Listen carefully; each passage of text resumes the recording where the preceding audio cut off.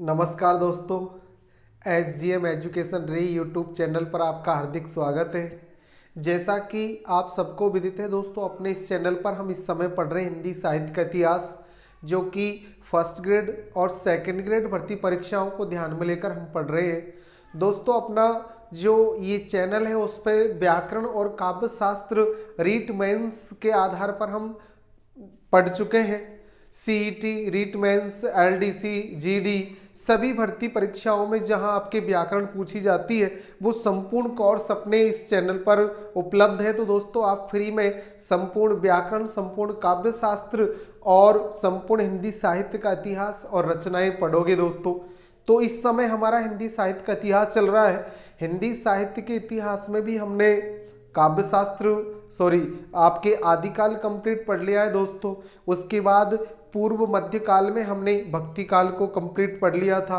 अब हमारा उत्तर मध्यकाल अर्थात रीतिकाल चल रहा है। रीतिकाल में भी हम रीतिकाल को जो अलग अलग पार्टों में बांटा है दोस्तों, रीतिकाल का परिचय, रीतिकाल की जो 3 भागों में विभाजित किया है, रीतिबद्ध, रीति मुक्त और रीति सिद्ध।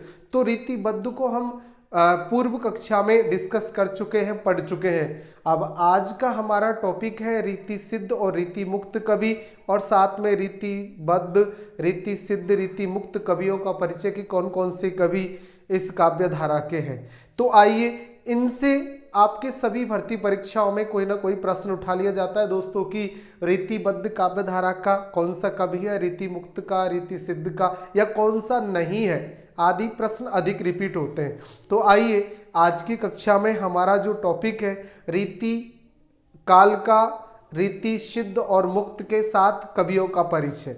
तो देखिए दोस्तों, जैसा कि हम देख चुके हैं कि रीति काल का समय 1650 ईस्वी से 1850 ईस्वी माना जाता है। और आज जैसे कि रीति सिद्ध काव्य धारा, रीतिबद्ध जो काव्य धारा है उसके बारे में हम पूर्व कक्षाओं में पढ़ चुके हैं दोस्तों। अपनी जो पूर्व कक्षा थी उसमें रीतिबद्ध काव्य धारा के बारे में हमने पढ़ लिया था। वे कवि जो रीतियों से बंधकर रचनाएं करते थे, रीतियों के साथ बंधकर चलते थे, वो कवि आपके सभी रीतिबद्ध कवि कहलाए दोस्तों। अब अपना है रीति सिद्ध कवि या रीति सिद्ध काव्य धारा। वे कवि जिन्होंने रीति काव्य की बंधी बंधाई परिपाटी में आस्था रखते हुए भी, ये रीति काव्य की जो बंधी बंधाई परिपाटी थी, जो उस समय की परंपराएं थी, उस समय की जो शैली थी, उनका इन्होंने आस्था भी तो रखी, रखते हुए भी लक्षण ग्रंथों का प्रणयन नहीं किया। यानी कि ये जानते तो थे उसे पूरी तरह, लेकिन उसके साथ इन्होंने चलने का प्रयास नहीं किया, अपितु स्वतंत्र ग्रंथों के द्वारा अपनी कवि प्रतिभा का परिचय दिया। वो कवि कहलाए दोस्तों रीति सिद्ध काव्य धारा के कवि। ये कवि रीति काव्य की जो उस समय की बंधी बंधाई परिपाटी थी, परंपराएं थी, जो रिवाज थे, जो शैली थी, उसको जानते तो थे और उसके प्रति इनको आस्था भी थी योगीन परिवेश के आधार पर, लेकिन इन्होंने लक्षण ग्रंथों का प्रणयन नहीं किया, लक्षण ग्रंथ नहीं लिखे, बल्कि स्वतंत्र अपने खुद के ग्रंथ लिखे, अपनी प्रतिभा का परिचय दिया। वो कवि कहलाए रीति सिद्ध कवि। अब रीति सिद्ध कवियों में आपके जो प्रमुख कवि हैं वो महाकवि बिहारी जी आते हैं। इसके बाद अन्य कवि भी, जिसमें आपके रसनिधि, नृपशंभु या आपके निवाज आदि आते हैं, लेकिन यहाँ मुख्य रूप से बिहारी इस काव्य धारा के प्रमुख कवि है। अब रीति सिद्ध काव्य धारा की प्रवृत्तियां, कि इस काव्य धारा की कौन कौन सी विशेषता, कौन कौन सी प्रवृत्तियां रही है।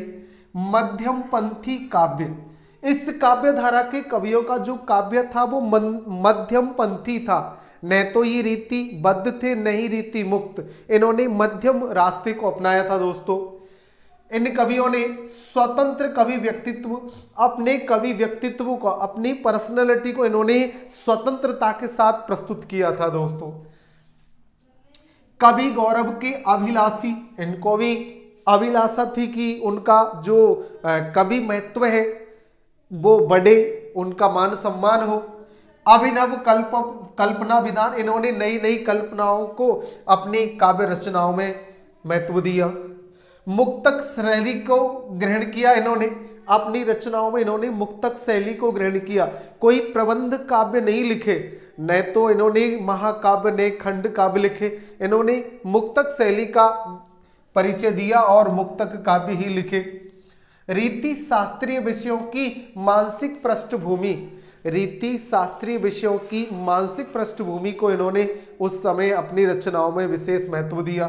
श्रृंगारिकता को महत्व दिया, आलंकारिकता को महत्व दिया, भक्ति और नीति से परिपूर्ण भी रचनाएं इस काल के कवियों ने लिखी। तो दोस्तों, रीति सिद्ध काव्य धारा की जो प्रवृत्तियां हैं वो लगभग रीतिबद्ध और मुक्त के आसपास ही ठहरती है, यानी कि दोनों का मध्यम रास्ता इन्होंने अपनाया था। अब आती है अपने रीति मुक्त काव्य धारा। ये रीति मुक्त और इसे स्वच्छंद काव्य धारा भी कहा जाता है दोस्तों। ये कवि साहित्य की बाह्य रीतियों से मुक्त अपनी अनुभूति की सही अभिव्यक्ति के लिए धरातल पर विद्रोही थे। इन कवियों का कार्य था कि ये बाहरी जो धरातल है उससे जुड़े हुए थे। ये राजवंशों से, राजाओं से विशेष इनका संबंध नहीं था दोस्तों। इन्होंने मुक्त भाव से रचनाएं करने का कार्य किया था। वे तत्कालीन साहित्य को रूढ़िबद्धता से अर्थात रीति से मुक्त करना चाहते थे, इसलिए वे रीति मुक्त कवि कहलाए। यानी कि ये कवि साहित्य की बाह्य रीतियों से मुक्त थे, अपनी अनुभूति की सही अभिव्यक्ति के लिए धरातल पर विद्रोही थे। वे तत्कालीन साहित्य को रूढ़िबद्धता से अर्थात रीति से मुक्त करना चाहते थे, इसलिए इनको रीति मुक्त कवि कहा जाता था दोस्तों। इसी क्रम में रीति मुक्त काव्य की या कवियों की जो प्रवृत्तियां हैं वो देखिए। तो रीति मुक्त काव्य की प्रवृत्तियां विशेषताएं, ये कवि स्वच्छंद संयत प्रेम का निरूपण करते थे। इन्होंने स्वतंत्र रहकर और संयमित प्रेम का निरूपण अपनी रचनाओं में किया। श्रृंगार के संयोग और वियोग पक्ष का प्रयोग इन्होंने अपने काव्य में किया दोस्तों। प्रेम में लौकिक स्वरूप का चित्रण इनकी रचनाओं में देखने को मिलता है। प्रेम का जो इनका स्वरूप है वो लौकिक है, अर्थात वास्तविकता के धरातल से जुड़ा हुआ है। व्यक्ति परकता, व्यक्ति की परख इनकी रचनाओं में विशेष तौर से देखने को मिलती है। भक्ति भावना भी उन्नत श्रेणी की इनके काव्य में देखने को मिलती है दोस्तों। प्रकृति चित्रण, प्रकृति का चित्रण भी इन्होंने सहचरी के रूप में अपनी रचनाओं में किया है। सांस्कृतिक झांकी, संस्कारों की झांकी, यानी कि देशकालिक जो परिस्थितियां थी उनके आधार पर संस्कारों की झांकी इनके काव्य में देखने को मिलती है दोस्तों। काव्य पद्धति, इनके काव्य की जो पद्धति थी उस समय वो स्वतंत्र थी, तो इन्होंने पद्धति स्वरूप काव्य लिखे।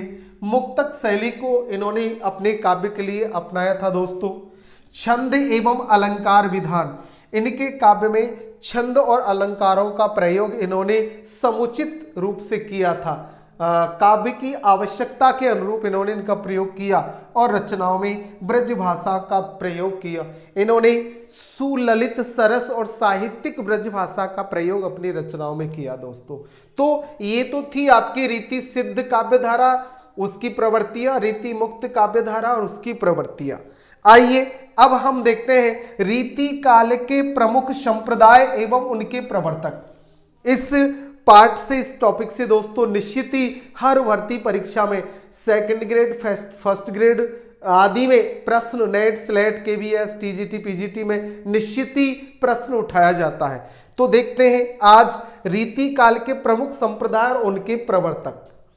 तो पहला संप्रदाय रस संप्रदाय।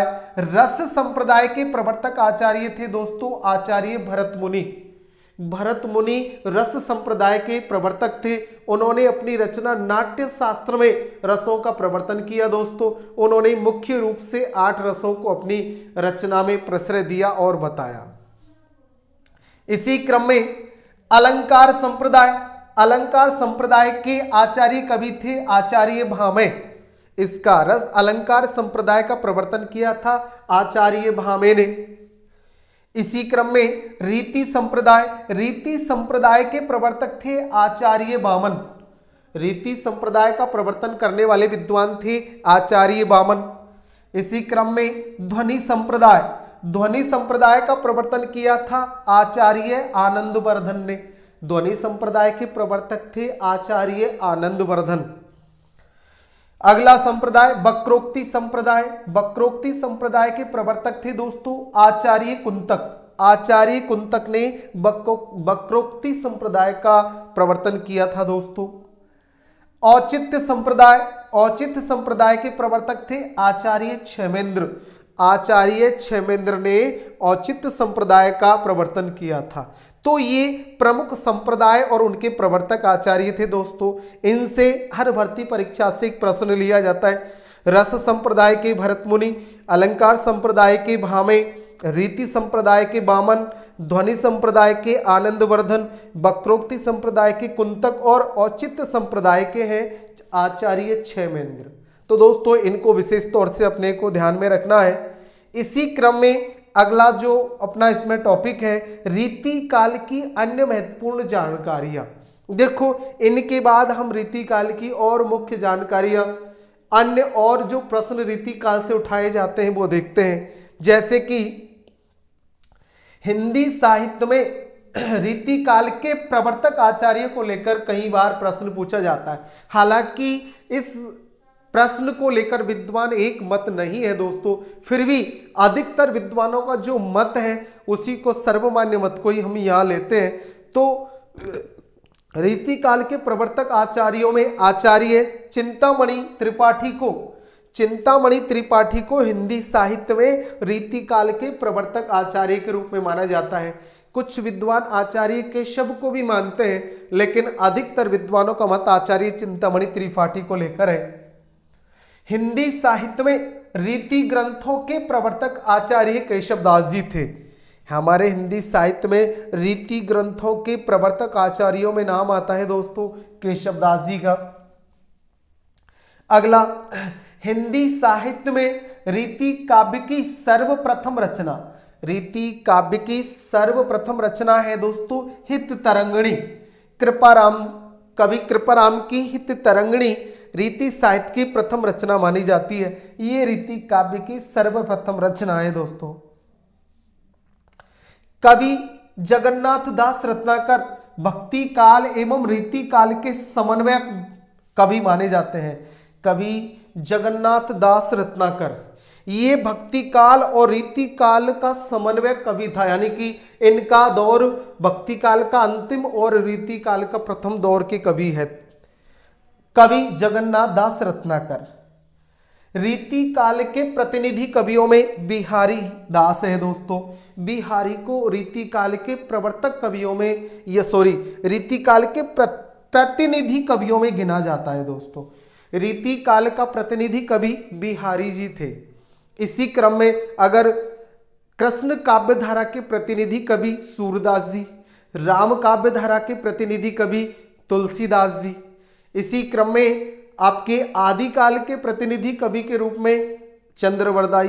तो ऐसे प्रश्न आपके हर भर्ती परीक्षा में पूछने योग्य दोस्तों, इस पे ध्यान देना है आपको। आइए अब अगला टॉपिक अपना रीतिकालीन कवियों का वर्णन। रीतिकाल के कवि यानी कि रीतिकाल को 3 भागों में अलग अलग बांटा, रीतिबद्ध, रीति सिद्ध और रीति मुक्त। तो रीतिबद्ध के कवि कौन कौन से थे, रीति सिद्ध काव्य धारा के और रीति मुक्त के। तो इससे भी प्रश्न कि निम्न में से कौन सा कवि रीतिबद्ध काव्य धारा का नहीं है, कौन सा कवि रीति सिद्ध काव्य धारा का नहीं है, कौन सा कवि रीति मुक्त काव्य धारा का है या नहीं। तो ये प्रश्न भर्ती परीक्षाओं में रिपीट होते रहते हैं दोस्तों। देखिए रीतिबद्ध कवि, तो रीतिबद्ध कवियों में कवि केशवदास, चिंतामणि, मतीराम, देव, कुलपति मिश्र और जसवंत सिंह, पद्माकर, भूषण आदि कवि आपके रीतिबद्ध कवियों में है दोस्तों। केशवदास है, चिंतामणि है, मतीराम है, देव है, कुलपति मिश्र है, जसवंत सिंह है, पद्माकर है, भूषण है, ये सभी रीतिबद्ध कवियों में गिने जाते हैं दोस्तों। अगले कवियों में रीति सिद्ध कवि, रीतिबद्ध के बाद आते रीति सिद्ध कवियों में बिहारी, रसनिधि, नृपशंभु और नेबाज। कवि बिहारी, रसनिधि, नृपशंभु और बंदा नेबाज आदि कवियों को गिना जाता है। रीति सिद्ध कवियों में प्रमुख बिहारी जी थे दोस्तों। अब आपके रीति मुक्त काव्यधारा के कवियों में, रीति मुक्त कवियों में घनानंद है, आलम है, बोधा है, ठाकुर है, द्विजदेव है आदि, ये आपके रीति मुक्त कवि थे दोस्तों।